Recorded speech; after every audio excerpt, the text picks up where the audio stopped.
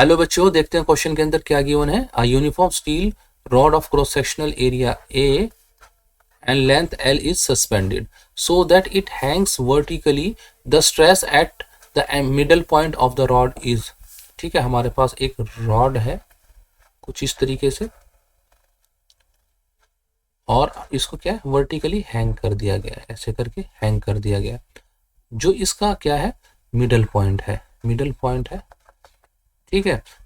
हमें यहाँ पर क्या बताना है, स्ट्रेस बताना है इस मिडल पॉइंट पे, ठीक है। इस मिडल पॉइंट पे जो वेट एक्ट कर रहा होगा इतनी लेंथ की वजह से कर रहा होगा। अगर L/2 अगर टोटल लेंथ हमारा L है तो जो इस पर यहाँ पर इस पॉइंट पर जो हमारा वेट एक्ट कर रहा होगा, जो नीचे ये है mg/2 है, mg/2 की वजह से कर रहा होगा, ठीक है। ऊपर वाला की वजह से तो नहीं कर रहा होगा। और हाफ पॉइंट पे बात करी जा रही है तो कितनी L/2 पे इसका वेट भी क्या हो जाएगा mg/2 और इसी ही वजह से हमारा स्ट्रेस भी एक्ट करेगा, ठीक है। एरिया हमें ए गिवन है, ठीक है बच्चों। तो हमारा मास क्या होता है, मैं सिंपल में लिख देता हूं। मास हमारा होता था डेंसिटी इनटू वॉल्यूम।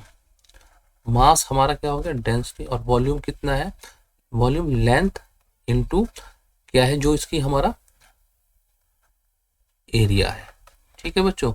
अब हमारा m/2 कैलकुलेट करना है हमने, तो हमारा क्या हो जाएगा लेंथ L/2 हो जाएगा और एरिया तो वही रहेगा, ठीक है।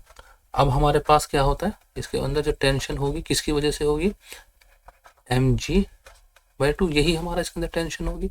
तो m/2 की वैल्यू मैं रख लेता हूँ, तो क्या आ जाएगी रो L/2 इंटू ए इंटू जी, जो यहाँ पर, ठीक है।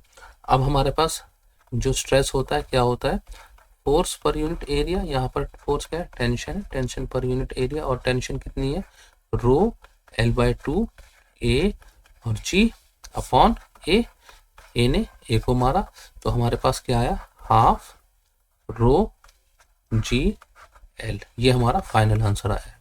तो अब हम ऑप्शंस को चेक करते हैं। हाँ, ये पहला ही ऑप्शन हमारा मैच कर रहा है, ये करेक्ट ऑप्शन है। बी को देखते हैं तो 1/4 दिया हुआ है, C row G L, D none of these. ये हमारे बी सी डी तीनों रॉन्ग ऑप्शन हैं, ए ऑप्शन हम is the correct option. I hope बच्चों आपको समझ में आ गया होगा। Good luck, good bye, thank you.